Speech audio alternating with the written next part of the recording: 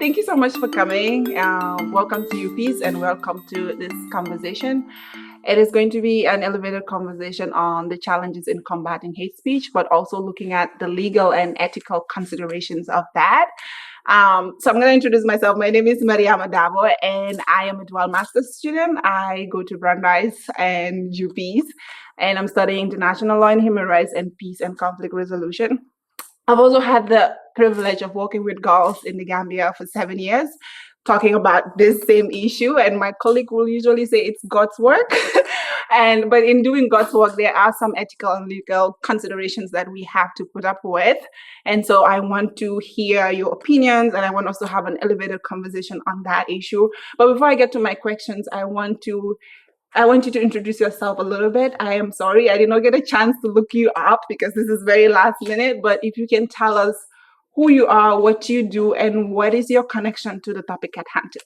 Sure, of course. Well, thank you for having me. It's such a wonderful place, not just in content, but also just such a beautiful place to be situated and to learn. My name is Aaron Kiek. I serve as the Deputy Special Envoy to monitor and combat anti-Semitism in the U.S. State Department. I've been in this office since November 2021. Wow. And of course, what is so central to the mission of this university is also central to what we do at the State Department more broadly and in our office specifically. And I think it's quite insightful to say that you're doing God's work. Yeah. We at the State Department try not to talk about God specifically that much because we don't want to preference one religion over the other, or even belief or non-belief. Mm-hmm. But I think when you talk about doing God's work, what you're really doing is making central the humanity of each individual. Mm-hmm. In the Jewish tradition, you talk about people being made in God's image, which means each individual has their own inherent worth. And so when we talk about whether it's women and girls, mm-hmm. Or whether it's religious minorities throughout the world, the first step to the sort of hate, and it's certainly the first step to hateful attacks, mm-hmm. is dehumanizing the person in front of you. Because if you give them the value of their humanity, you're not capable of those kind of acts. True. Yeah. Well, that was my friend's quote. Uh-huh. But I think that people can argue that the word God is universal, regardless of what religion you practice. But thank you for that beautiful introduction. So we're going to get into the definition of hate speech. As you know, hate speech, just like many times, is very much contested in terms of its definition. I am just wondering, in your experience, how would you define what hate speech is in action or in words, or just general how it plays out in the modern day that we're in today? Sure. So I'm so pleased that this university is, I believe, the first university to embrace the global guidelines to combat anti-Semitism. Yeah. It's something that an international group of our counterparts launched just recently in July in Buenos Aires at the 30th anniversary of the EMEA bombing. And I'm so proud to be here and honored to be here with the University of Peace because they are the first university to embrace those guidelines. Mm-hmm. And what those guidelines set out to do is they're 12 items. Mm-hmm. Very obvious, something that just, even a child could think of, right. Calling it out, mm-hmm. acting, educating, monitoring. And as part of those guidelines, there's a definition of specifically what's anti-Semitic and what isn't, which I'm so pleased that the university has embraced. Mm-hmm. But most of the time, when it comes to actual anti-Semitic acts or acts of hate, it's so obvious because the haters are proud of what they're doing. They are not embarrassed. When we talked about anti-Semitism or racism or other forms of hate from a few decades ago, people, even if they believe those things, they'd be ashamed of it. I think what we've seen over the past few years is an emboldening of these haters, where they're proud of their acts of anti-Semitism. Or they're proud of their acts of bigotry. Right. And so while we at the State Department have embraced a particular definition of anti-Semitism, the IRA definition and its examples, so much of the work we need to do, both as countries and as universities and as individuals, is just base level hate has no place here. Right. You cannot persecute a person or attack a person because of who they are. True. And if you just start with each person has their own inherent worth as a human, God-given worth, whatever you want to say, if we could start there, I think the world would become a much better place. I agree. I think I want to talk about it in terms of where we draw the line between hate speech and freedom of expression, because the term hate is such a strong word. I personally don't like it in my vocabulary, but unfortunately, there are people who act on it. And we don't really know why. I don't know if people are born like that or people just embrace the cultures or whatever situation they find themselves and they just grow up doing the things that they do, which could be in line with the definition of hate that you just gave us.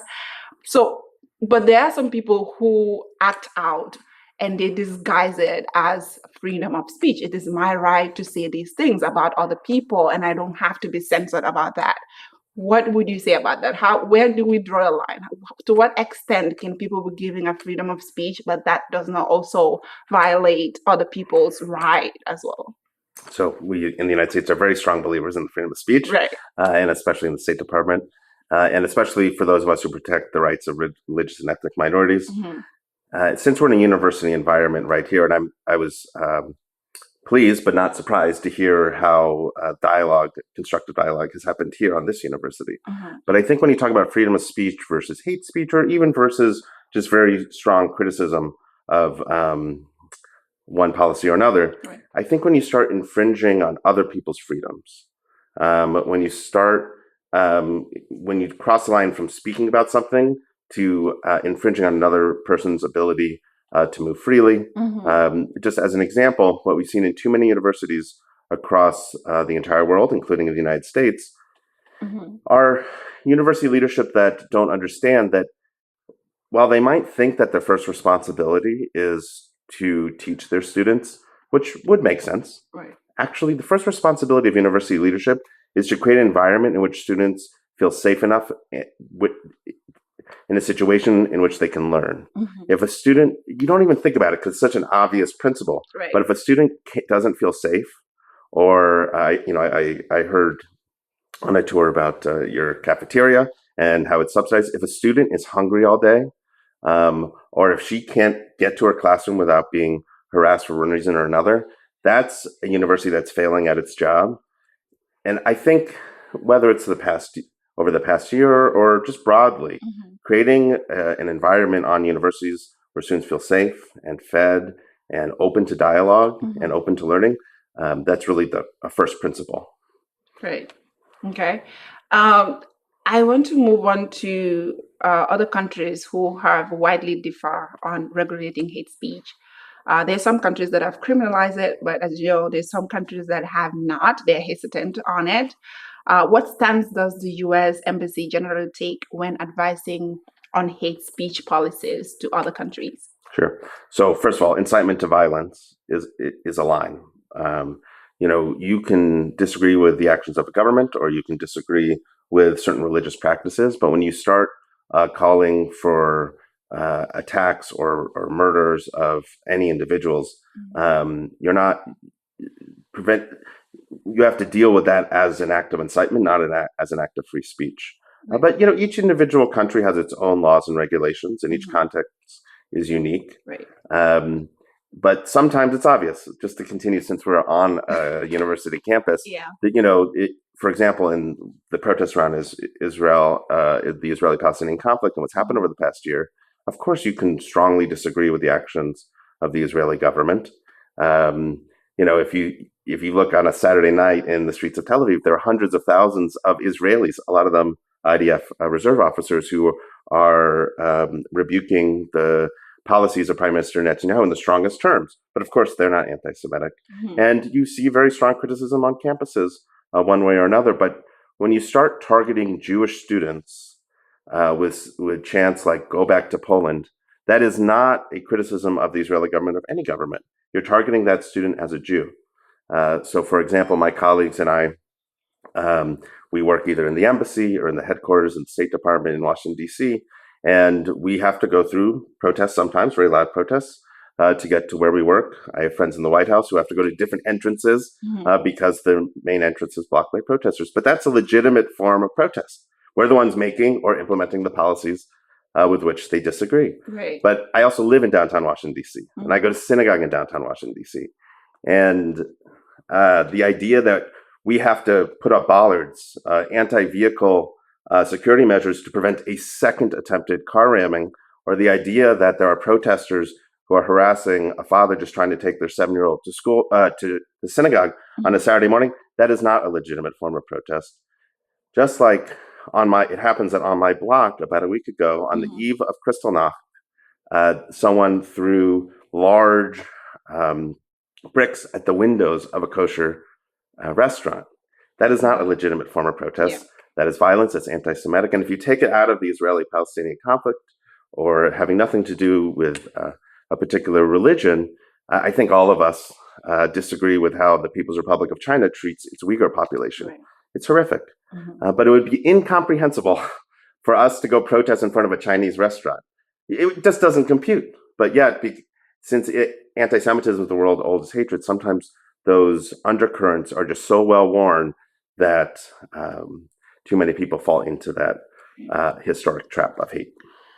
So just a follow up on that, I go to Brandeis, and while it's a Jewish school, but there are also minority groups who, in relation to the Israel and Palestine conflict, have come out to speak against the things that is happening in their own countries. You know, the people that are dying, whether it's Israel or it's in Palestine. How do we, because I personally believe that everybody should have the right to just speak up and speak out about the injustices that are happening in their countries. I do believe that there should be regulations around that. That way, in trying to speak up your mind, you're not harming other people. But how do we safeguard these minority groups? Because while I was at Brandeis, there's been like so many chaos, and there are people that were arrested because they came out to protest against what's happening in Palestine. But I also do have a strong conviction that it's a campus, it's an educational institution. If we cannot have elevated discourses about these wars and these issues that generally affected the world and our families, why are we even in a school if we cannot have this conversation? So how do we, in your opinion, try and safeguard these minority groups, but at the same time respecting the right of other people who might not be in the same line with what they're protesting against? So, of course, any university should respect a diverse range of viewpoints amongst its students. I think it's a simple question, and it's a very difficult question. I think the simple answer to that question is that universities, like governments, but let's just keep it on universities, before any major conflict, before any major unrest or protests on campus, should lay out rules of conduct that have nothing to do with one policy or one country or another. They should lay out rules of conduct when it comes to protests, when it comes to access to university buildings. Again, not in the midst of a conflict anywhere in the world, but they should set up rules that keep their students safe and protect for the freedom of speech. And they should set those rules up, and then they should enforce them and stand by them. But they shouldn't create the rules while it's happening, because there's always an inherent at least an inherent perception one way or another that the rules you're creating are for that moment. But what you have to do is responsible university leadership should set up those rules before that moment occurs and should enforce them, whether it's over the past year or whether it's 10 years from now when there's some other conflict. I think what's happened is there hasn't been that clarity. And I think if you have that clarity, then it has to do with interpretation and enforcement. And you just have to apply it evenly, regardless of what side one's protesting. Just implement the rules you have. Yeah, I think, again, like setting up rules, but also to be flexible with the rules that we set up. Because if you set up a rule before an issue happens, sometimes it cannot accommodate all of the realities of the issues that are happening. So schools to be flexible around the way they set up the rules, but also in the way they enforce it in the unique situations, right? So let's move on to the role of social media and technology companies. Social media has been both a tool for freedom of expression, but also a breeding ground for hate speech. How do you view the role of tech companies in addressing hate speech on their platforms? And do you think they are enough right now? social media companies should at least live up to the standards that they set for themselves. And too many of them are not doing that. Their own terms of use. So at the very minimum, they should live up to their own standards. And while, of course, social media companies are to blame for a lot of this explosion of hate, it's really a reflection of the human condition. We see throughout history with each technological advance that, of course, there are quite positive elements of that, but then there are quite negative elements of that. You can go back to the invention of the printing press. Prior to the invention of the printing press, you could be a preacher and preaching to your local congregation, your hate, and maybe it'll spread to the town. But now with the advent of the printing press, it can go throughout your state and eventually throughout the world. You can speed up to the invention of the radio, where you have people like Father Coughlin, who were able to preach to people that a percentage of the news consuming public that today would be remarkable, even in the age of television and cable news. And what you see with social media is such a low barrier to entry. You can be a hater in your basement spewing that hate, and as long as you have an internet connection, and it happens that there's a social media influencer who lifts up that hate and shares it with their millions of followers, all of a sudden, instead of one hateful idea dying in the mind of someone in their basement, it gets spread throughout the world. Right. Yeah. And just a follow up to that, how much responsibility do you believe these platforms should bear in the escalation of hate speech into violence? Because especially recently with the US politics, but like even beyond that is like so many misinformation that is spread online, and this unfortunately could sometimes escalate violence in conflict areas. How much responsibility should the tech companies bear in this? Oh, well, I mean, the tech companies are, of course, responsible for incitement that's spread on their platforms. They're also just a vessel for bad actors to use to spread their hate. So to go back to the People's Republic of China, what we saw over a year ago is that actually on the social media platforms that are allowed in China and come from China, there actually wasn't that much anti-Semitism. A sharp contrast to a lot of the other social media companies. But what we saw in the aftermath of October 7th is that all of a sudden this faucet that was basically turned off was opened wide to allow for the spewing of anti-Semitic rhetoric throughout China, but also was clearly on social media platforms controlled by China throughout the global South. And what we saw there is that anti-Semitism, of course, is being spread by anti-Semites. That's a constant. Haters are going to hate. We know that, right? There's a song there. But also that anti-Semitism was being used as a tool to hold up certain forms of government as more stable than others. Because fundamentally, if you believe in the anti-Semitic conspiracy myth, you lose trust in your government, you lose trust in your media and the financial systems, because in the distorted and obviously false conspiracy myth of the anti-Semites is that there's this nefarious force. The Jews are behind your elected officials. They're behind the financial system. They're behind your media. And so if you believe that yourself, then you lose faith in the ability to hold your government accountable. You lose faith that your money is going to be secure. You certainly lose faith in the media that what you're reading is true. And when individuals, citizens, lose faith that their government can protect them, or that the powers in their society are answerable to this nefarious force, then the worst is possible. And there are forces out there who want to hold that up, showing that democracy is not a safe or stable form of government, and that maybe it makes their form of government look a little bit better.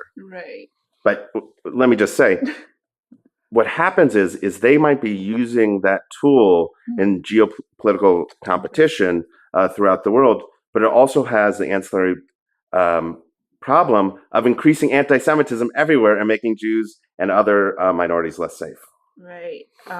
Haters are going to hate. I mean, like, if haters are going, do you think, let me say this in a way that I want to be a little bit positive about this. Because like our goal, and I'm sure your goal as in your job, is to make sure that we have enough policies and rules and regulations that continue to provide a safe environment for all people. And I don't know, like sometimes I am very discouraged with the way the world is evolving and with the way social media and other factors have contributed to escalating hate speech. I don't think, do you ever think we are going to not completely get rid of hate speech, but do you ever think, are you positive or do you have any kind of positivity that we are ever going to make regulations that will combat hate speech for all? Well, unfortunately, especially when it comes to anti-Semitism specifically, but a lot of other forms of hate, I am too much of a student of history to think that we're going to get rid of it in our lifetimes. Right. But we can try. But that does not allow us to desist from the mission of trying. What I will say is, since the president appointed me in November 2021, we often get asked, with the rise in anti-Semitism, with the world being what it is another Holocaust on the horizon? Are we in the 1930s? And while there's a lot of reasons to be pessimistic, we saw just recently what happened in Amsterdam, and other acts that they're hard to contemplate. But one of the differences between the 1930s and now, is that in the 1930s, the governments were complicit or were part of the campaign for the mass murder of Jews and other religious and ethnic minorities. And what we have today, I'll go back to the global guidelines that the University for Peace have embraced. You have governments taking it seriously. Right.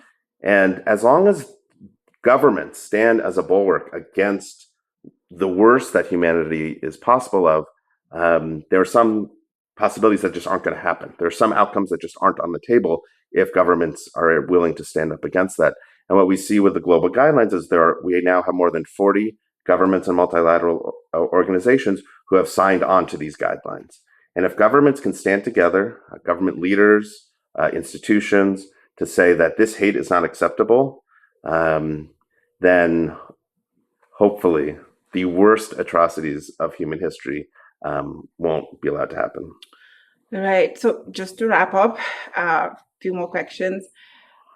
How do you respond to the criticisms that there are a lot of criticism about the US and there may be potential lack of understanding and respect for freedom of speech, especially in respect to other countries?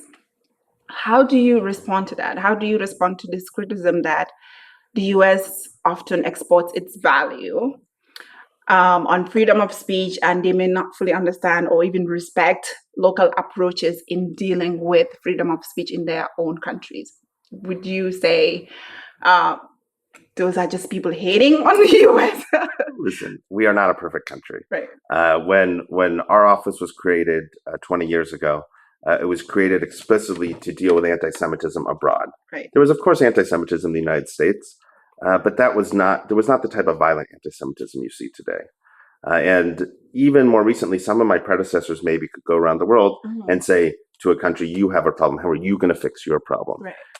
Now, at least since I've been in office, we go around the problem saying we have a problem. With a certain amount of humbleness, the United States has a problem. We have a problem as global leaders. And how are we going to deal with that together? Right. And so at least when it comes to our office, when we go to other countries, there's no finger wagging. We talk about what can we learn from your country. There's plenty that the United States can learn from Costa Rica, for example. Right. As a regional and international leader on human rights, there's a lot that we can work on together. And the United States is constantly in a striving for self-improvement. To go back to the 1930s, when I say governments were complicit, it includes the State Department, right, who rejected the St. Louis and led to Jews unnecessarily dying because we weren't even willing to give them a safe passage. Right. So the State Department is not perfect. The United States is not perfect. No country is perfect. No country is perfect. But as global leaders, especially when it comes to human rights and combating hate, we can definitely work together to try to make the world a little bit better, even as imperfect actors. Okay. So my final question, How much do you think? I think right now we focus a lot on not preventing, on addressing hate instead of preventing hate.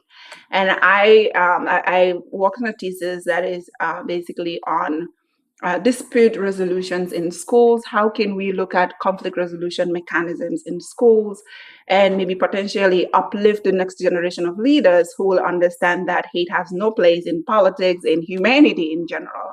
How much resources or energy and time do you think we should spend time on building that from the grassroots? Because it's one thing to address the problem when it's escalating in a state level, in a worldwide level. But it's another thing to also invest it in the little spaces like schools, elementary schools, high schools, universities, places of learning where students can actively engage in learning about empathy, learning about respect, learning about other people's space and respecting it. How much should we? I'm speaking a lot because I'm very passionate about this part of the conversation. This is what I did my research on, and I am with the belief that if we contribute more in teaching young people on how to solve conflict, maybe if they become the world leaders someday, they would not go to war because their feelings are hurt or because something did not go their way. They probably would be like, okay, let's have a conversation. Let's sit on the table. How can we solve this? What are other alternatives that we can take instead of wage a war on another country? How much should we focus on that, in your opinion? Sure. Well, I think there are three main things. Right. It's where we started, centering the humanity.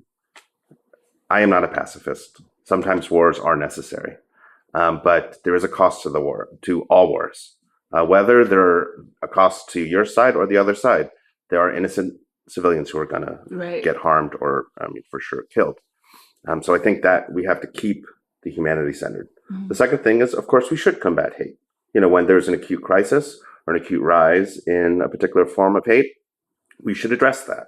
For example, in the United States, a few years ago, after the murder of George Floyd, we confronted unconscious bias, even though that was an act of explicit bias and racism. Right. We learned more about what it meant as Americans when it comes to deconstructing our unconscious bias and our unconscious racism. But third, it's also important to build up before the crisis comes, right, to celebrate our own uniqueness and our cultures, our religion, our backgrounds. And so instead of just addressing when someone is devaluing another individual or another culture, it's about celebrating the importance and the uniqueness of each individual culture and lifting that up to give them something to love before we have to address the hate. Right. I was going to end with that note, but something you said that is very interesting is that we should center humanity, but also you believe that war is necessary. Mm-hmm. How do we do both? Because I am with the belief that we cannot be like, okay, we're going to war because of this interest, and so many people are going to die from both directions, right? From all the opposing sides. But at the same time, we should center humanity. How can both be achieved? Well, ideally, we would live in a world where war wasn't necessary. Right. But if you just go back to World War II, for example, I am of the belief that there are evil people in the world. And we should wage war to stop them? For example, World War II. Right. Hitler was not going to stop unless he conquered all of Europe and more. And so when you have a force of evil who's committing mass atrocities, mass murder, whose aims are so horrific, and who has a military behind them, I do think countries need to come together to stop that. But that does not undermine a single death of even the children of Nazi parents, because that children is innocent. The child is not complicit. And I think when we're calculating whether or not to take any, by the way, it doesn't have to rise to the level of war. I mean, right. There's lots of other tools that governments have. Use, yeah. And when taking those actions, I think too often throughout history, those decisions have become easier because the leaders choose to dehumanize the other side. And so even if a war is necessary, you have to understand at what cost it's coming. And I think way too often, global leaders reach for the tool of war when we could try harder for the tool of peace. And I think if you center everyone's humanity, including the humanity of citizens of countries with leaders who you disagree with, and even if you think the leaders are evil, there are still the citizens of that country, the people in that country who are innocent themselves. People, right? Plenty and of they good need people. to be protected. Mm-hmm. And so, especially like in recent times, like after World War II, we created something called the UN, which is Mm-hmm. trying to save us from hell, trying to Mm-hmm. save us from another war. Like I think the world need to prioritize other means of solving their issues. War is never the solution to anything, especially if we talk about centering humanity. On that note, I want to thank you, but if you have any final remarks, anything positive, any power statement that you want to close with, that is something you can do as well. Well, I appreciate you inviting me onto your podcast. I think what we've discussed and just walking around this beautiful campus, I think you asked for reasons for optimism, Right. and it's your generation that brings us reasons for optimism. Oh, it's good to know. Thank you. And I have to thank you and your department, and the work you do is hard, I have to say. Just combating hate speech or anything in line with that is a hard work. So the fact that you all are putting your head up high with all the problems and criticisms that humanity is facing, I think that's a good thing. But I just want to end with there's like this famous legal state saying that he who comes to equity must come with clean hands. And so even though we're trying to get rid of evil in the world, it's good that we ourselves come to the table with like a clean heart as good people, as people that center humanity. That way we can deal with the problems of the evil. So thank you so much once again for coming to this podcast on such short notice. And I'm sure everyone learned a lot from you. Thank you.